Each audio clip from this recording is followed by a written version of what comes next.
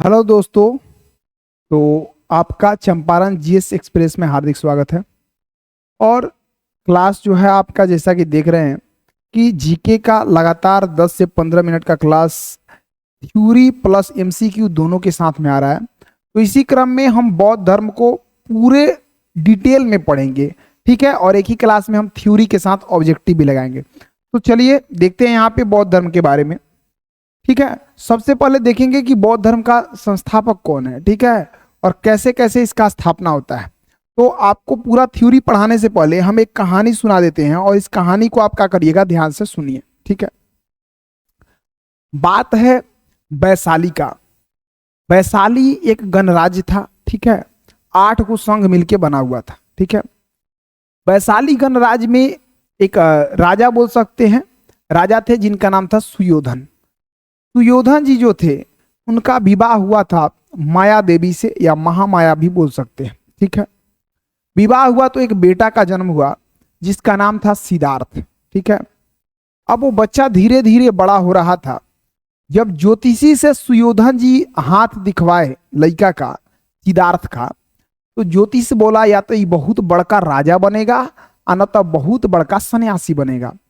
अब राजा के बेटा राजा बने तो ठीक है, लेकिन राजा के बेटा अगर सन्यासी बन जाए तो बड़ा दुख की बात है, ठीक है। एक को बेटा है, यो नहीं कि 2 बेटा है।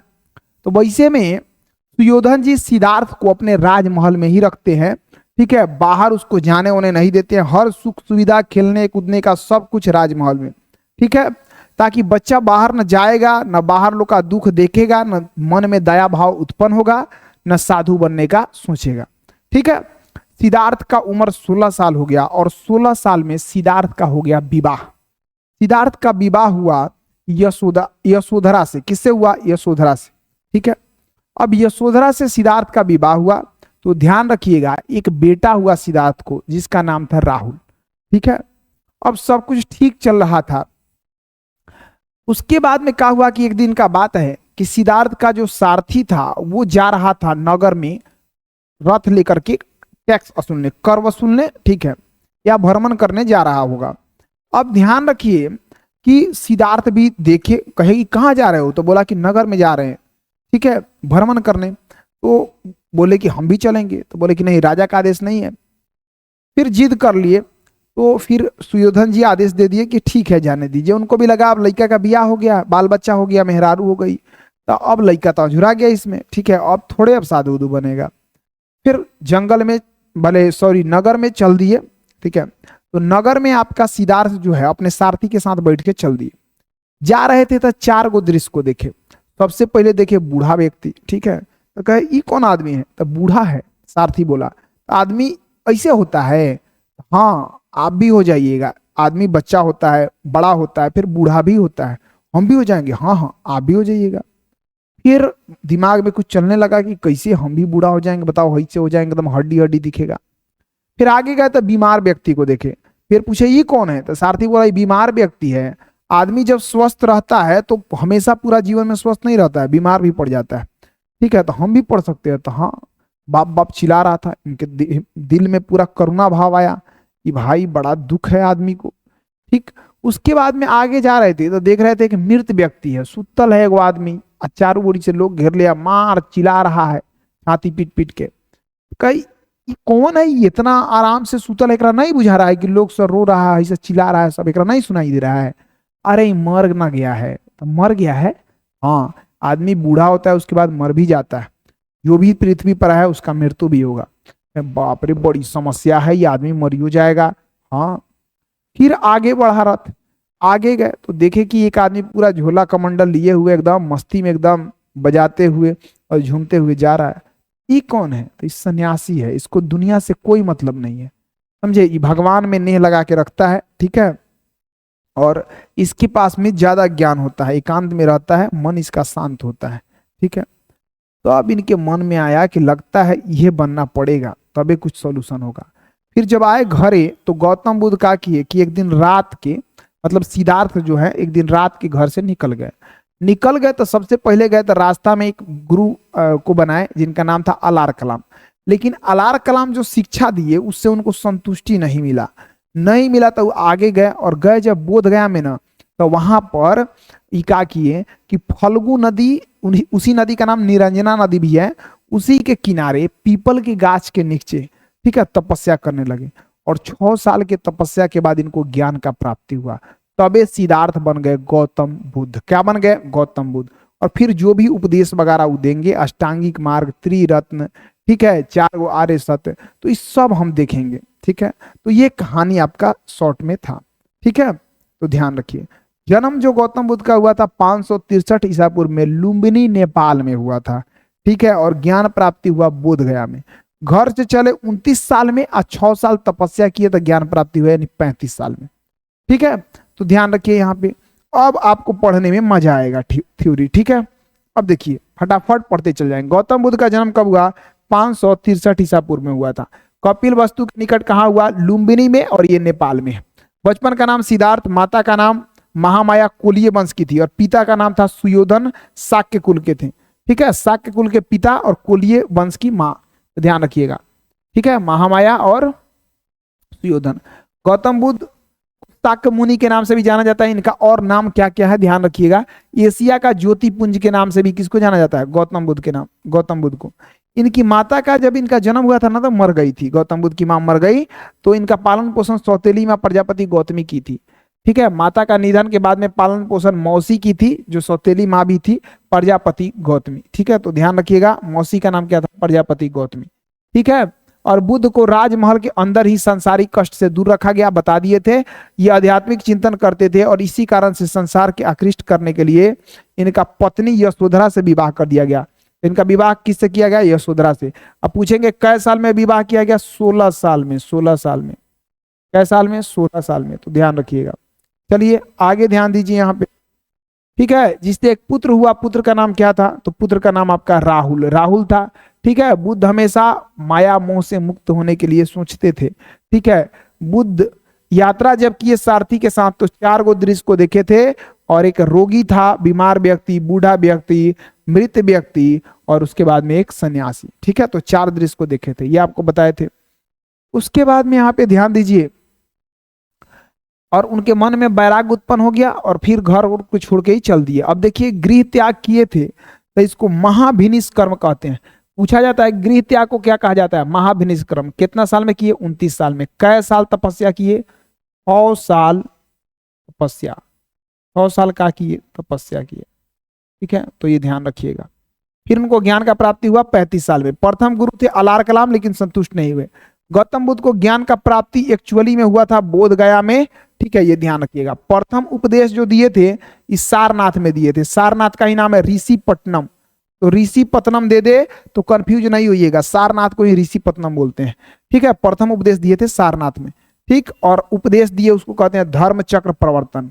ठीक है, तो ध्यान रखिएगा। घर त्याग किए, महाविनिष्कर्म, उपदेश दिए तो धर्म चक्र प्रवर्तन।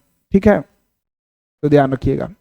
आगे देखिए, गौतम बुद्ध के उपदेश, धर्म चक्र प्रवर्तन, और ये सांसारिक दुख से निकलने के 4 को कारण भी बताए हैं। दुख, दुख समुदाय, दुख निरोध, दुख निरोध गामिनी। दुख, दुख समुदाय, दुख निरोध, दुख निरोध गामिनी, 4 को कारण बताए हैं। बौद्ध धर्म के त्रिरत्न कौन कौन है? तो ध्यान रखिएगा, बौद्ध धम्म संघ, बौद्ध धम्म संघ। जैन धर्म का त्रिरत्न है, सम्यक, तीनों में लगा होगा, सम्यक ज्ञान, सम्यक दर्शन, सम्यक आचरण। ठीक है, और इसका है बौद्ध धम्म और संघ। बौद्ध धर्म के अष्टांगिक मार्ग, 8 गो मार्ग दिया गया है, सब में सम्यक लगा देना है। पहले आप अच्छा देखिएगा, दृष्टि अच्छा देखिएगा, फिर संकल्प कीजिएगा कि हम अच्छा आदमी बनेंगे। संकल्प करिएगा तो अच्छा बोलिएगा, अच्छा देखिएगा, संकल्प लीजिएगा, अच्छा बोलिएगा। ठीक है, वाणी बोलिएगा अच्छा तो अच्छा कर्म करिएगा, सम्यक कर्म।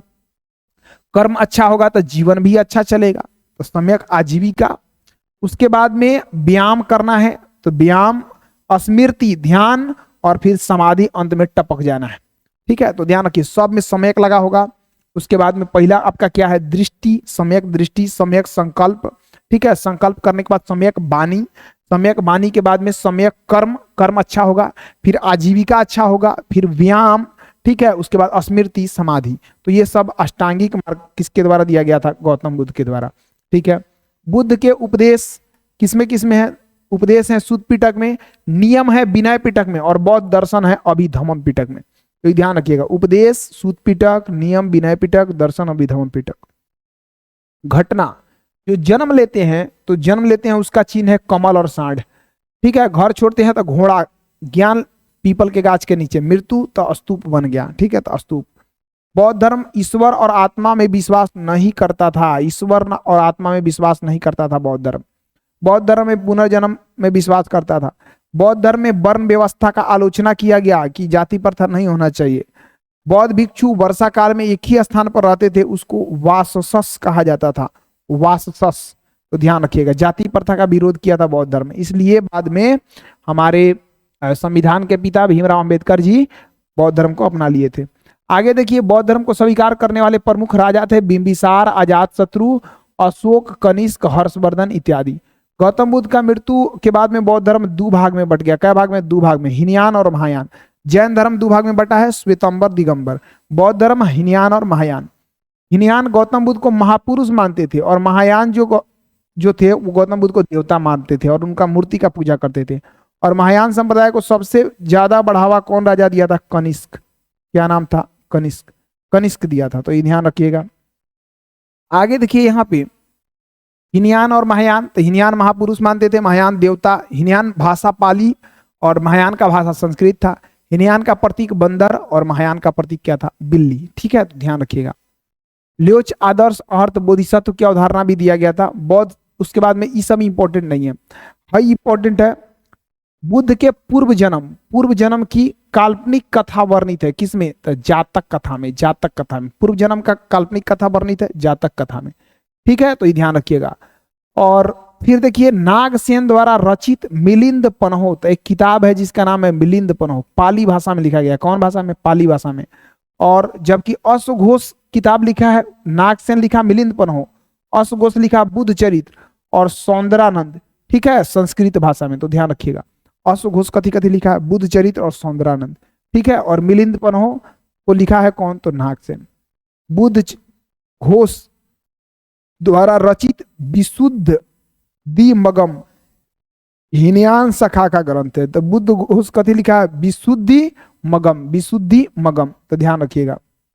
गौतम बुद्ध का जो मृत्यु होता है उसको महापरिनिर्वाण करते हैं। घर छोड़े महाभिनिष्क्रम, ठीक है। ज्ञान उपदेश पहला दिए, धम्म चक्र परिवर्तन, ध्यान रखिएगा। और मृत्यु तो महापरिनिर्वाण, ठीक है। 483 ईसा पूर्व में मृत्यु होता है, जन्म 563 ईसा पूर्व में हुआ, यानी कि 80 साल जिए। कितना साल? 80 साल, तो ध्यान रखिए। कुशीनगर उत्तर प्रदेश में इनका मृत्यु हो गया। जन्म हुआ था लुम्बिनी वन में, तो ये ध्यान रखिएगा। और वो मलल गणराज्य था, ठीक है, तो ध्यान रखिए। अगला क्वेश्चन यहाँ पे देखिए, एमसीक्यू, तो ध्यान दीजिए यहाँ पे कि बौद्ध धर्म के संस्थापक कौन थे? गौतम बुद्ध। कौन थे? गौतम बुद्ध। गौतम बुद्ध का जन्म कहाँ हुआ था? तो लुम्बिनी में। कहाँ हुआ था? लुम्बिनी में। आगे देखिए, गौतम बुद्ध के बचपन का नाम क्या था? सिद्धार्थ। क्या नाम था? सिद्धार्थ, ठीक है। चलिए आगे यहाँ पे ध्यान दीजिए, बुद्ध के ज्ञान की प्राप्ति कहाँ हुई थी? गौतम बुद्ध को ज्ञान का प्राप्ति कहाँ हुआ था? तो ये हुआ था आपका बोध गया में। कहाँ पर? बोध गया में। गौतम बुद्ध अपना प्रथम उपदेश कहाँ दिए थे? सारनाथ या ऋषिपत्नम। सारनाथ या ऋषिपत्नम। आगे ध्यान दीजिए, बुद्ध के प्रथम उपदेश को क्या कहा जाता है? प्रथम उपदेश को धर्मचक्र परिवर्तन, धर्मचक्र प्रवर्तन, ठीक है। आगे गौतम बुद्ध का महापरिनिर्वाण कहाँ हुआ था? महापरिनिर्वाण कहाँ हुआ था? तो ध्यान रखिएगा, ये हुआ था कुशीनगर। कुशीनगर में।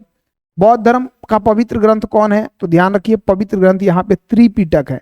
त्रिपिटक, सुत पिटक, विनय पिटक, अभिधम्म पिटक पढ़े थे ना, उपदेश सुत पिटक में, नियम विनय पिटक में। चलिए आगे देखिए, त्रिपिटक किस भाषा में लिखा गया था? तो त्रिपिटक कौन भाषा में? पाली, पाली, पाली। बौद्ध धर्म में त्रिरत्न कौन है? त्रिरत्न कौन है? बुद्ध धम्म संघ, बुद्ध धम्म संघ, ठीक है, तो ये ध्यान रखिएगा। आगे देखिए, चौथी बौद्ध संगीति किसके शासनकाल में हुई थी? तो इसका ट्रिक बताया गया है, जब डिटेल क्लास आप पढ़ेंगे। राजा महाराजा आजा बैस सबका काल है, पटाव मतासी कुंवर जी कंगाल है। 4 गो बौद्ध संगीति, ठीक है, तो ध्यान रखिएगा। A1 GS सेंटर पे पूरा डिटेल क्लास है और यहाँ पे ये रिवीजन फॉर्मेट में है, हालांकि यहाँ भी सब कुछ कवर करा दिया हम, ठीक है। बौद्ध संगीति उसमें पढ़ाया गया। तो ध्यान रखिए, चौथी बौद्ध संगीति किसके शासनकाल में? तो ध्यान रखिएगा, कनिष्क, ठीक है। पहला हुआ था किसके समय में? अजातशत्रु के समय में पहला, ठीक है। दूसरा किसके समय में? दूसरा बौद्ध संगीति पूछेंगे तो कहिएगा कालाशोक, कालाशोक। कौन राजा था? कालाशोक। कालाशोक के समय दूसरा बौद्ध संघी थी, पहला अजात शत्रु, तीसरा अशोक, तीसरा किसके समय में? अशोक के समय में, और चौथा किसके समय में? कनिष्क के समय में। चलिए चारों राजा का नाम बता दिए, ध्यान रखिए। प्रथम बौद्ध संगीति कहाँ हुआ था? तो पहला हुआ था राजगृह, राजगृह में, पहला राजगृह। दूसरा बौद्ध संगीति कहाँ हुआ था? दूसरा बौद्ध संगीति वैशाली में। तीसरा कहाँ हुआ था? पाटलिपुत्र में, ठीक है। और चौथा कहाँ हुआ था? कश्मीर के कुंडलवन, कुंडलवन, कश्मीर के कुंडलवन, कुंडलवन। कुंडग्राम अलग है और कुंडलवन अलग है, तो ये ध्यान रखिएगा, ठीक है। तो इस बार इसमें भी पूरा बता दिया आपको। चलिए आगे देखिए, बौद्ध धर्म के प्रचार प्रसार में सबसे अधिक योगदान किस शासक का था? सबसे ज्यादा प्रसार प्रसार कौन किया था? अशोक, अशोक। अष्टांगिक मार्ग किससे संबंधित है? 8 गो मार्ग संबंधित, अभी बताए थे, बौद्ध धर्म से। अष्टांगिक मार्ग सब में सम्यक लगल था। बुद्ध ने किस वृक्ष के नीचे ज्ञान प्राप्त किया था? तो बताइए, पीपल, पीपल। कौन वृक्ष? पीपल। तो ध्यान रखिएगा। तो देखिए आज का जो क्लास है आपका यहाँ पे समाप्त हो जाता है, ठीक है। बाकी आप क्लास अच्छा लगा हो तो लाइक कर लीजिएगा और शेयर वगैरह कर लीजिएगा जरूर, ग्रुप वगैरह में या दोस्त के पास स्टेटस वगैरह भी लगा सकते हैं, आपका मन, ठीक है। और बाकी आप कमेंट में बताइएगा कि क्लास आपको आज का कैसा लगा है, ठीक है। तो आज का क्लास इतना ही तक रखते हैं। जय हिंद, जय भारत।